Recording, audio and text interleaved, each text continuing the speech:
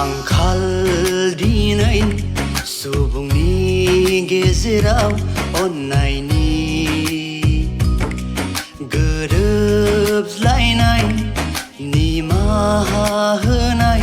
गासै गोमालांबाय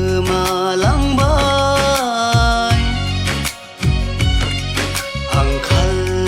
दिनै सुबुंनि गेजेराव अन्नायनि गोरोबलायनाय निमाहा होनाय गासै गोमालांबाय खौसेथिया अन्नायनि बान्दो बायफ्रुलांबाय खौसेथिया